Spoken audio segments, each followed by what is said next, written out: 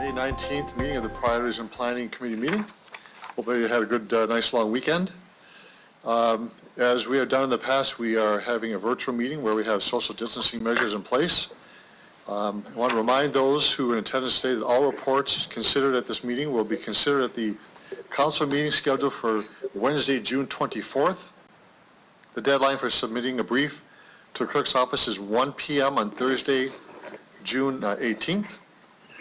And I want to remind members who are attending, of course, that please have your video camera and microphone turned off if you're not speaking. If a member does wish to speak, they should enter the name on the chat window and we're placed on in the speaking queue. When speaking, please remember to unmute your microphone and your video camera. And of course, all votes will be recorded. So we do have a delegation, but before we do get to that, I wanted to do a roll call by the clerk's office to know who's in attendance officially. So Mr. Clerk, I'll pass it over to you. Thank you, Your Worship. Councillor Young? I'm here. Councillor Hawkins? Present. Councillor Stevens? Here. Councillor Bresciani? Here. Councillor Findura? Present. Councillor Murray? Here. Councillor Bryce? Here. Councillor O'Donnell? I'm here. Councillor Mancinelli? Here. Councillor Flagel? Yes. And Mayor Fougere. That's everyone, Your Worship. Thank you very much. So could I have a motion to adopt the public agenda, please? So moved, Bob Hawkins. Thank you, Councillor Hawkins. Anyone opposed? Your Worship, can I ask a question? Sorry, Who's I'm this? in the chat. Sorry. It's Who is Councillor this? Bresciani. Sorry. Councillor Bresciani, go ahead. Yeah, is there feedback? Sorry. Can you hear me? Yes. Okay, thank you. I'd like to add, can I add one agenda item to the end of the agenda, please? On the public agenda? I think she wants private. No, perhaps on the private. Yes, we'll talk, yeah. Okay, thank you. Okay, so adoption of the minutes from the February 19th meeting of the Priorities and Planning. If I could have a motion for that, please. So moved, Councillor Bryce. Thank you, Councillor Bryce. Anyone opposed to that? Motion's carried. Thank you very much. We'll begin our delegation on administration reports, and we have one delegation and one communication. So we'll start with the delegation on the Community Safety and Wellbeing Report. Ronnie Nordal. Good afternoon. Good afternoon. Thank you for joining us this afternoon. If you could identify yourself for the record, who you represent. You have 5 minutes for your presentation, and members of council may have questions afterwards. So the floor is yours. Thank you. My name is Ronnie Nordal. I appeared before council on November 25th, 2019, when the original motion was presented and carried. And I don't represent a specific organization. I am someone that works in an individual capacity as an advocate for recovery and for individuals with substance use disorder in Regina. And I appreciate the opportunity to very briefly speak in support of the March 18th recommendation to have City Council direct administration to develop a community safety and well-being plan. Community safety and well-being plans are not a new concept. They have been successfully developed and implemented in other Canadian cities, and I encourage Regina to join with those other forward-thinking municipalities. The COVID-19 pandemic has shown that the city and other organizations, including community organizations and NGOs, can coordinate and have been working together for the common goal of assisting Regina's most vulnerable populations. And I'm hopeful those organizations will be included in the city's planning forward. I applaud the suggestion of a collaborative approach and of including persons with lived experience in the areas of poverty, addiction, mental health, and inequality. The phrase "nothing about me without me" applies. It is only through hearing from and listening to those with lived experience that we can learn what is needed and what may assist. Apologies, I had the meeting on my laptop. It just kicked in. I would like to just comment on the other option that is set out in the March 18th document, and that is one of maintaining status quo, and I respectfully submit that is not an option. COVID-19 has highlighted even more the inequities that exist in the city of Regina, and to continue to do the same thing as we have done before without appropriate response is akin to doing nothing. I read the March 18th recommendation and report as forward thinking, as forward action, and as representing a community of caring, and I urge this committee and all of council to move forward with the recommendation. Thank you. Happy to answer questions. Thank you very much for your presentation, and I will see if there are any members of council who have a question.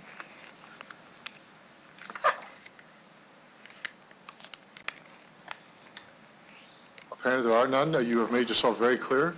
Thank you very, very much, and you can exit the meeting now. Thank you so much. Thank you.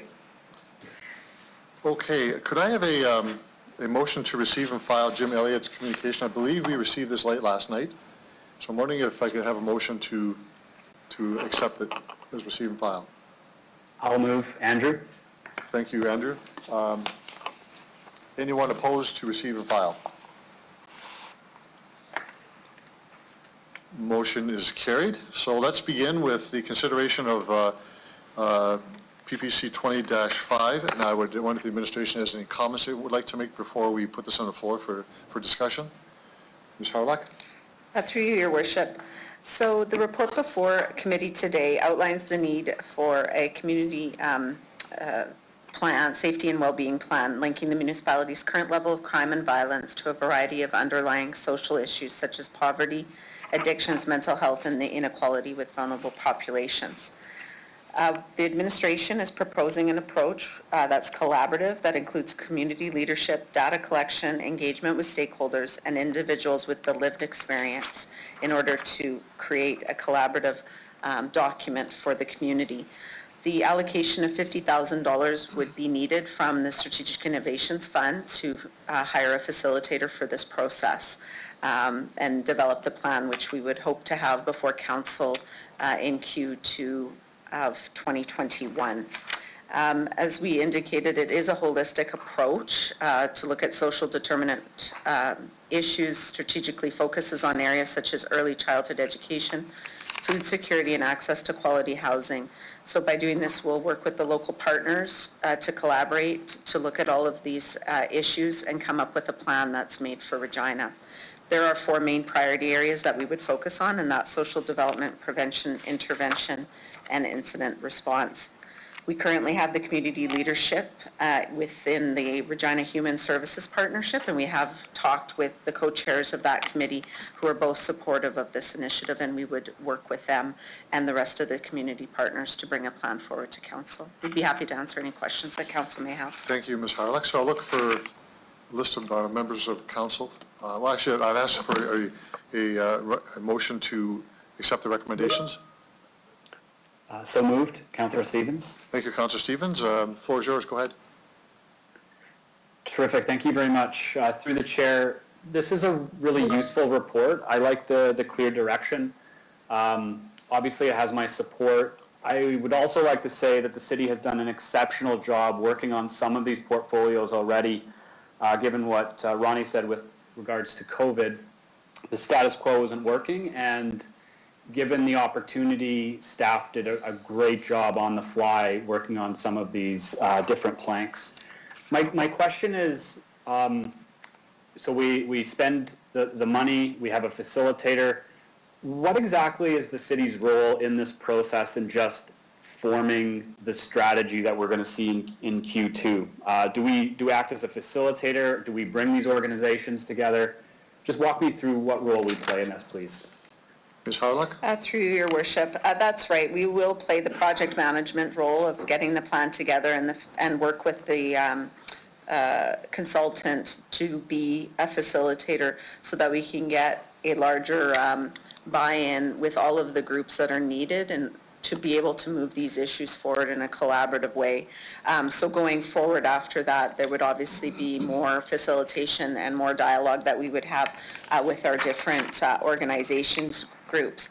I think the key here is having the Regina Human Services Partnership at the table, because a number of the players that we need to buy into a plan like this, because it's an approach that we all have to get in together to make a difference. And as listed in the report on page 4, a number of those groups that need to be part of this will be part of it through the formulation of the plan. Okay, thank you. Through the chair, so I guess just to make clear, there's already a lot of groundswell of support for this kind of initiative, and some of it's on the go, so that's actually really important to see. One of the items that I had included in the motion was the possibility of setting up an advisory committee. Is that something that might come from that, from the strategy building process? Through the chair? Ms. Harlock? Through your worship, that's definitely something that will be discussed, how to move the plan forward and how to keep those discussions going. As I said, we do have the RHSP group, but there may be another need to have something else formulated, but we'll hopefully have that information as we go through this process. Councillor Stevens? That's all I have for now, thank you. Okay, Councillor Hawkins, you're next. Thank you, Your Worship. I too support this program. I think it's essential to coordinate organizations, and a multi-organizational approach is the only approach that's going to work to solve these serious issues. On Friday last night, a phone call from a resident who wanted a question asked, but she was of the administration, but she was concerned about technology and asked if I would put the question. And through Your Worship, I'd like to use this opportunity to put this question, her question, to the administration. I should preface it by saying that she was in support of the motion as well. The question is this: will there be an expectation on the part of City Council and the administration that organizations that seek funding from the city in connection with this program would adopt similar principles in terms of collaboration and working together to minimize overlap and double expenditures? Ms. Harlock? Through your worship, I might start and then ask Ms. Shaley to provide any additional information. But through our different programs, when we are looking at providing funds, we do have a scoring criteria, and we look at all of our plans and look at how those organizations align with all of our programs and the things that we want to achieve. So definitely we would look at that when we are giving grant funding and those sorts of things. So I might ask Ms. Shaley to add anything else that she... Ms. Shale, did you have anything to add? Through your worship, I think Ms. Howard-Luck has captured it. We will use the results of the process to influence the way that our grants are adjudicated through the Community Investment Grants Program. Thank you, Your Worship. That satisfies, I'm sure, the questioner's concern about overlap and double expenditures. And again, I say that I enthusiastically support this program. Thank you. Thank you, Councillor Hawkins. Councillor Bryce, you're next. Thank you.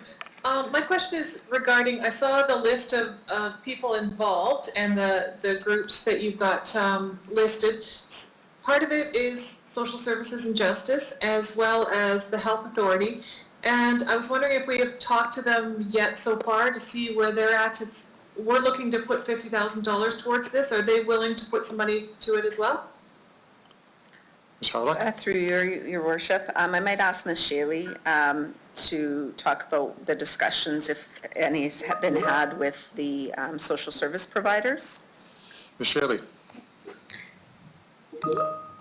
Through your worship, we've been working very closely with these agencies and the ministries recently through the work we've been doing in response to the pandemic. We've had discussions about the approach that we intend to take with this planning process. There's a lot of interest in being involved. We have not asked for funding towards the planning process, but certainly the recommendations, the plan itself, will require commitments from other levels of government and community agencies to be able to effectively implement the plans and make progress towards measurable targets that are developed through the planning process. Okay, thank you. That was my question. Thank you, Councillor Bryce. Councillor Young.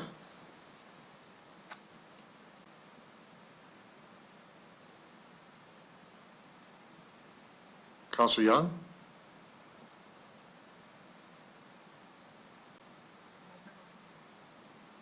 I think your microphone is muted, Councillor Young.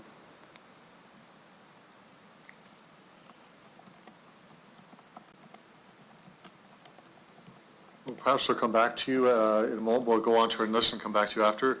Councillor Bresciani? Sorry. Oh, you're there. Okay, sorry. Yeah, my audio went off for some reason. Okay. So I'm really pleased to receive this report, and it provided some background information that I found helpful, and I actually went and looked at the Ontario site and was really pleased to see that it's a top-down program there, which means that the province is asking all of the municipalities to join in with this, and they've been providing resources for that to happen. And so I hope eventually that's what will happen in Saskatchewan. One of the things that was mentioned in the Ontario information was that they are using a Saskatchewan database system as a prototype for their database, and that sounds to me like we already have part of the system in place in the province. So that's a question I would have. Do we have that? Ms. Harlow? Through you, Your Worship, I'll start and then ask Ms. Shaley. We do have a data consortium where we do collect data, and we have partnerships with different agencies that we share data from. So I'm not sure if Ms. Shaley has anything else to add with respect to the data collection part of the project and what Ontario is using. Ms. Shaley? Through you, Your Worship, Ms. Hawryluk has mentioned the data consortium. We will continue to use that source of data. The reference to a Saskatchewan model was developed in Prince Albert and has been expanded throughout the province, but a key component of this exercise is systems mapping. So in addition to a comprehensive review of data at the local level, we will also undertake a process to identify programs, services, processes, and be able to map our data so we have a clear picture of how our services match that data and what any gaps that need to be addressed. Okay. Thank you. That sounds like this will be very helpful for us going forward, and I'm pleased to see that the Regina Human Services Partnership will be part of this, and I'm sure that they can share a lot of things they've learned as they've gone through the years trying to make this work. So the other question I have is the seniors group here in Regina has just recently released a report based on information from seniors about their safety and well-being, and so I would hope that group would be also included in the community groups that will be used in this process. Ms. Harlock? Through you, Your Worship, definitely a group such as that would be someone we'd want to consult with, and any plans and information that they would have would be useful for this process. Good. Okay. So do you see the city as you move forward with this involving provincial government partners in it as you go, or are you going to lay out the systems and the system mapping and then involve them? or have you given some thought to that yet? Ms. Harlock? Through you, Your Worship, I might ask Ms. Shaley to go through the process that's been taken elsewhere. With the Regina Human Services Partnership, we do see them playing a large role, which has all of those different ministries that you've mentioned and some others. So they would be part of the whole process, but I might ask Ms. Shaley to expand. Ms. Shaley? Through you, Your Worship, that's right. They will be engaged from the very beginning. So when we bring our consultant on board, as we design our engagement and planning process, we'll include the partners on the Human Services Partnership and the provincial ministries in that process. And so they will be engaged from the very beginning. Okay. Thank you very much. I am very, very supportive of this program going forward. Thank you. Thank you, Councillor Young. Councillor Bresciani? Thank you, Your Worship. Most of my questions have been answered. Just following up on Councillor Young, just with the financial dollars, just wondering the same thing, when the province and even the federal government could come to the table.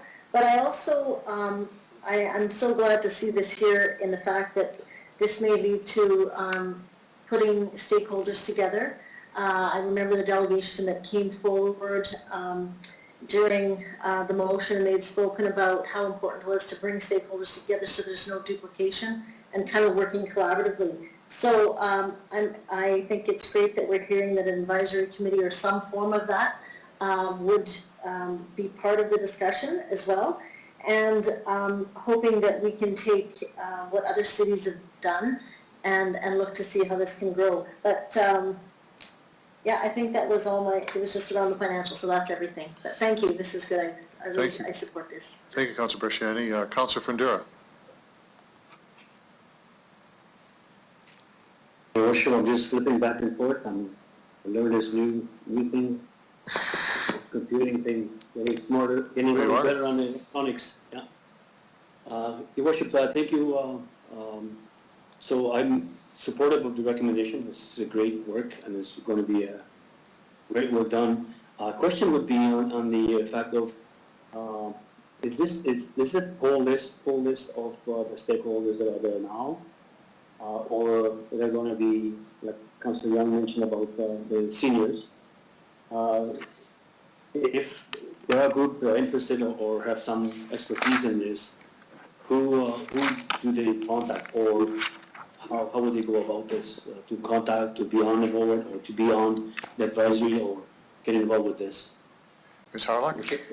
Through you, Your Worship, yeah, this wouldn't be an exhaustive list of the stakeholders, but we will have a public consultation process where people will be able to provide their information and be part of the process. If someone does want to be notify us, they can send it to Service Regina, and then it'll come to Ms. Shaley's area, and we'll keep a running list of stakeholder groups that will be part of the process.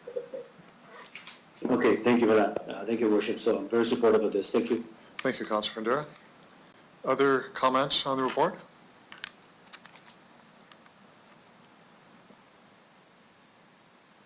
So I have just one comment to make. I certainly support the recommendations and the report. And I'm just wondering about the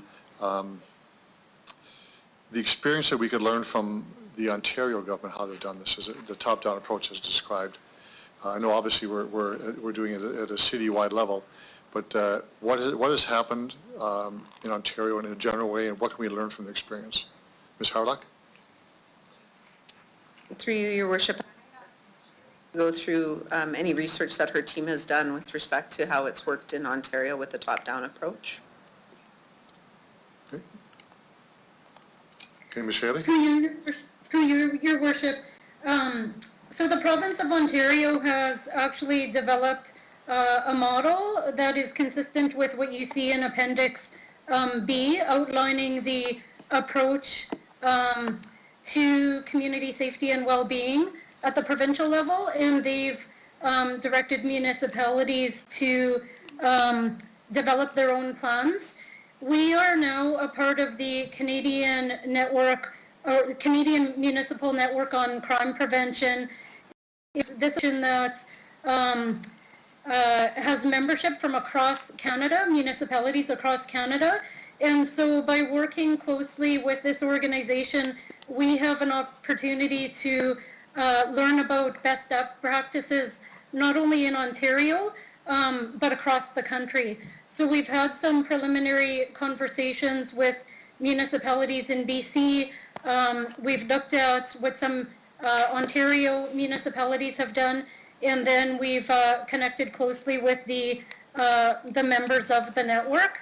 I'll maybe ask Ms. Hill if she has anything to add specific to what's taking place in Ontario right now. Ms. Hill. Thank you. Through you, Your Worship, I think the only thing I would add is that while there's excellent leading practice across Canada, and we're really fortunate to be tapped into a lot of that, the other element of this is ensuring that we have an approach that makes sense in Regina. And so we're looking to secure expertise that will help us combine that leading practice with the uniqueness here in the city. Okay. That's good. Thank you. Thank you very much for that. Any other speakers one more time to the report? Okay, I'll ask the clerk for the vote on the report. Mr. Clerk? Thank you, Your Worship. Councillor Stevens, as the mover, I'll begin with you. In support. Councillor Bresciani. In support. Councillor Findura. In favor. Councillor Murray. In favor. Councillor Bryce. In favor. Councillor O'Donnell. In favor. Councillor Mancinelli. In favor. Councillor Flagel. Yes. Councillor Young. In favor. Councillor Hawkins. In favor. Mayor Fougere. In favor. It's unanimous. It's carried, Your Worship. So there is one, I just didn't catch this till just now, that the second motion should be not April 29th, it should be June 24th. If I just have members of council okay with a friendly amendment to include that in the vote in the motion, it goes to the June 24th meeting of council, not obviously the April 29th meeting of council. Is everyone okay with that? Okay. Let's move on to our next report is the Recreation Culture 2020 Capital Plan. Ms. Hardock, do you want to guide us on that one? Through Your Worship, thank you. So the report before you is with respect to getting approval from council for 3 projects.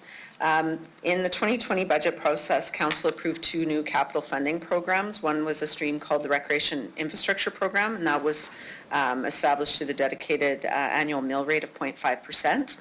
And then we have Recreation Cultural Capital Program of $3 million per year, which was established through cost savings. And both of these programs were put in place to advance the Recreation Master Plan and the Regina Cultural Plan. We were going to bring a fulsome report to council with the 10-year capital plan for your endorsement, but with respect to the global pandemic, we weren't able to be able to provide that at this time. And as the report that went before council last month, we will bring that report forward in Q1 of 2021. So for now, the purpose is to look for approval for the 3 projects that are listed in the recommendations: the Courtney Street Pathway Project, the Prince of Wales Pedestrian Connectivity, and the Wascana Pool Playground and Spray Pad Initiative. Council has already approved the 3 projects from this funding during the budget process. That was Maple Leaf Pool, the Harding Dog Park, and the Public Art Program. So we'd be happy to answer any questions that council may have. Thank you, Ms. Harlock. I believe we have actually we have a motion to adopt the recommendations first, please. Mayor, I'm happy to move that motion, Bob Hawkins. Okay, Councillor Hawkins, the floor is yours. Thank you. I'll be very brief. I'm very pleased to see this. I think that this list of programs is exactly what we'd hoped would be accomplished as a result of the 2 programs that the administration has outlined. one of the things that the pandemic has shown us is the importance of recreation to people. They're out walking now, they're out cycling with helmets now. I think that they felt the need to get out as much as they can, but they've also told us how much they're missing the city's recreation facilities. This is a program that will add to those facilities, strengthening the facilities that are already there. I think the job of council is not so much to question the priorities that are listed, although I support them all. I think that the administration has done exactly what we hope they do with the funds that have been generated by the two recreation programs. So I urge your support for this motion. Thank you, Councillor Hawkins. Councillor Fundura?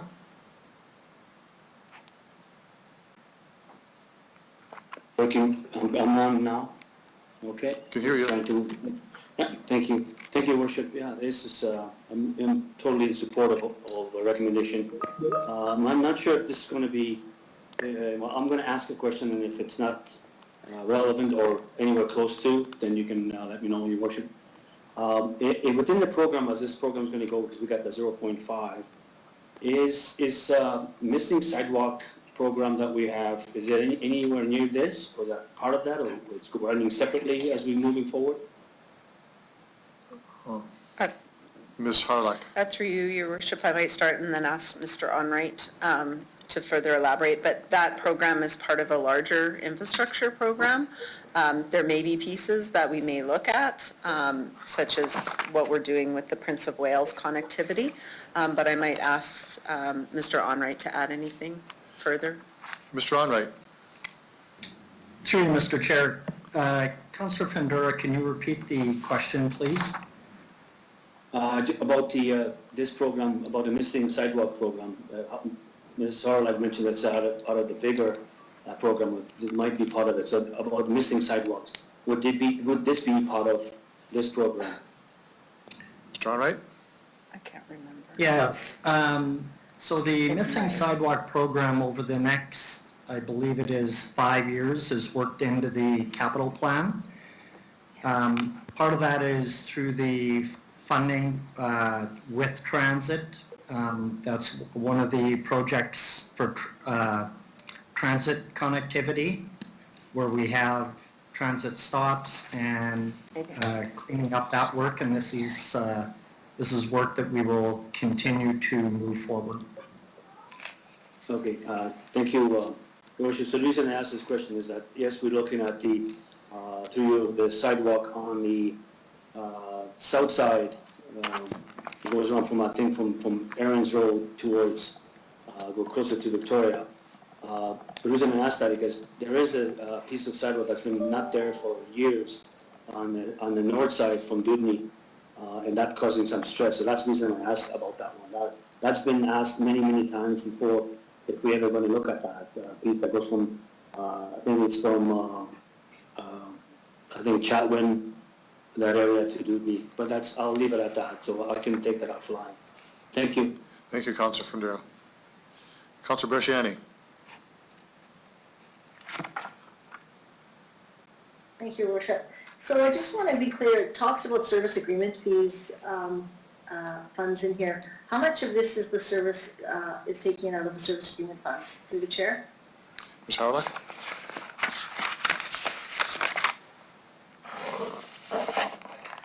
Through you, Your Worship. So it's listed on Appendix A of the report. So $66,000 would be coming out of the servicing agreement fees for Harding Dog Park. Okay.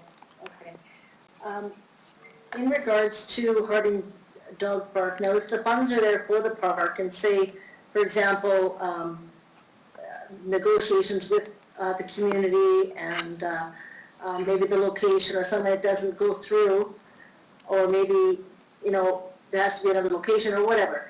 What would happen with those funds? Does they stay designated to dog parks, or do they go back into the Recreation Culture Fund? How does that work on the finance side, through the chair? Ms. Harlech? Through you, Your Worship. We would look for a different location and then bring a report forward, but the funds would remain where they're allocated from. And then we would reallocate them out depending on on the issues if we can't find another location. Okay, yeah, good, okay. I'm pleased with the report. I have to agree with COVID and everything else that recreation is more important than ever. Having walkability, connectivity, for pedestrians to get out if they're walking or biking or whatever. So I would like to see a lot more dollars come out of this fund for recreation and culture. I think we owe it to the taxpayers, but this is a very good start. So thank you to the committee for the work, and hopefully we'll be able to move the next phase over on Prince of Wales. That would be great. Thank you. Thank you, Councillor Brasciani. Councillor Flagel. Thank you very much and welcome everybody. This 0.5, what's the dollar value going to be if you look at a full year that we would recoup to utilize for recreation? I saw it in one report and I don't know if I missed it in this one. Ms. Harlock? Through you, Your Worship, so it's 1.25 and then that'll grow should council continue to keep the 0.5 going till 2024. Right. One thing that, if I could through you, is we're talking about Prince of Wales connectivity, we're talking about dog parks, we're talking about pathway to Courtenay. We never seem to talk about a bike lane or a bike trail extension from Rink Avenue on Courtenay, going north on Courtenay, and then going, and we've talked about it minorly, going down the pipeline on the north side, all the way down, and that would take us from Courtenay all the way into Uplands. With Enbridge or with the oil companies or with right-of-ways, are we anywhere closer? Because this is a huge recreational circle that would, allow the rest of the city to join in, either going south or coming north. Any discussion on that in the last little while, or do we need to initiate that, or again? Ms. Harlock? Through you, Your Worship. So we're having continual conversations. We do have the funding that council has given on bike paths. I might ask Ms. Gazmo if she has any new information with regards to that location that you're speaking of. Ms. Gazmo? Yes, through your worship. Could Councillor Flagel just repeat the location that he was referring to?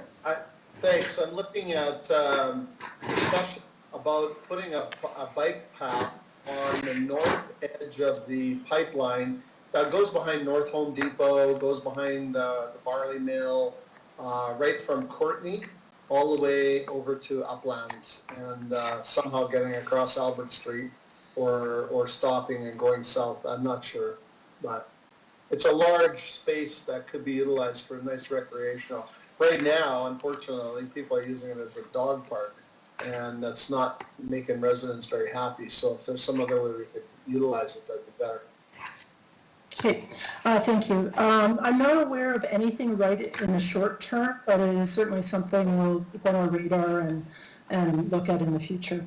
Yeah, thanks. Through you, Mr. Mayor, is just a comment about the recreational, and I'll be bringing something forward. But it's about time, I think, that we opened up a bit and got things going for the mental health of our residents that my motion's going to be bringing.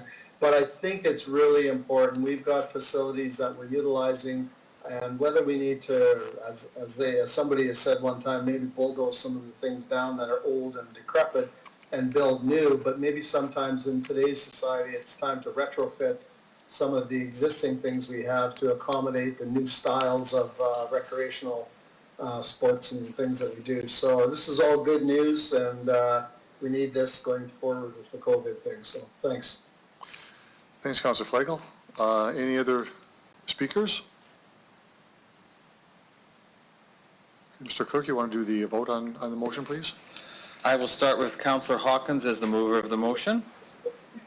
In favor? Councillor Young. In favor? Councillor Flagel. Yes. Councillor Mancinelli. In favor. Councillor O'Donnell. In favor. Councillor Bryce. In favor. Councillor Murray. In favor. Councillor Findura. In favor. Councillor Bresciani, In favor. Councillor Stevens, In favor. Mayor Fougere. In favor. It's unanimous at 11-0, Your Worship. Thank you very much for that. So move on to our next report, proposed amendments to the public notice bylaw and the zoning bylaw. To the administration, if you have any comments to set the table for this.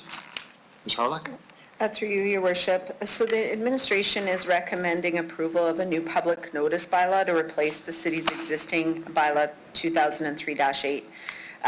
What the new bylaw will do is it will consolidate and will establish the minimum public notice requirements to be followed with respect to any matters that are given through the Cities Act and the Planning and Development Act. By updating the public notice bylaw, it's going to give the opportunity for the city to create its own minimum requirements, be more cost effective, but also provide the notification that's intended for the audiences that we feel will be adequate with the changing of times. So it's not in any way diminishing our public consultation process, our notices. In contrary, it's actually what's being proposed will actually enhance the way we can deliver public notices, but also provide more notifications to residents, such as planning applications where they would actually receive notification twice about an application to give them more opportunity to comment on applications that could affect them, as an example.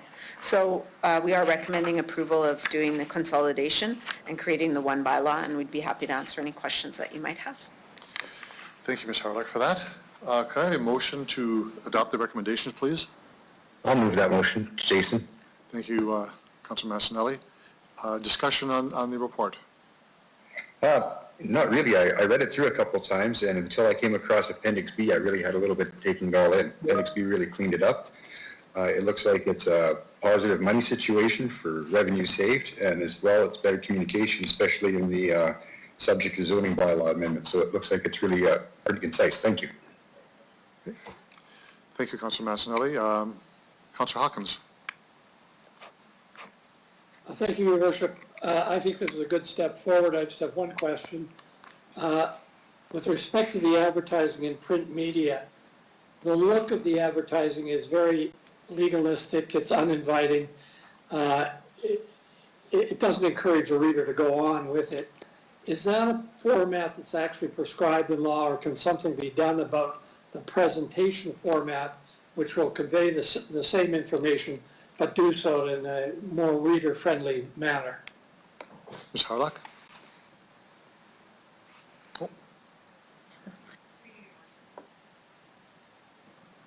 I'm sorry, through you, Your Worship. Yes, there is legal requirements set out in the Act of what we do need to advertise, but there is a way that we can do it in a more reader-friendly format. So we can take that away and work with our communications department to make sure that we can meet both needs, both the legal needs and also the needs of our readers. Thank you, Your Worship. That's very helpful. Thank you, Councilor Hawkins. Anyone else wants to speak to the motion? Just one comment. Is this right here that we began this process in 2014? Through Your Worship, that is correct. There was a motion with some requests from council to bring more information back, and then because of the zoning bylaw, zone forward, we were going to try and tie it all in together, but because of the magnitude of the zone forward, it was delayed, and then other projects came up, such as marijuana and body rub establishments that took our time away from it. Sounds good. Okay. There's no other speakers. Mr. Clerk, I ask you to do the roll call, please. Councillor Mancinelli, I'll begin with you as the mover of the motion. I approved. Councillor O'Donnell. In favor. Councillor Bryce. In favor. Councillor Murray.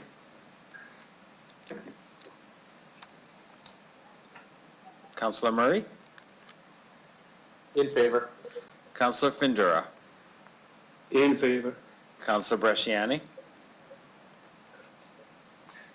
In favor. Councillor Stevens. In favor. Councillor Hawkins.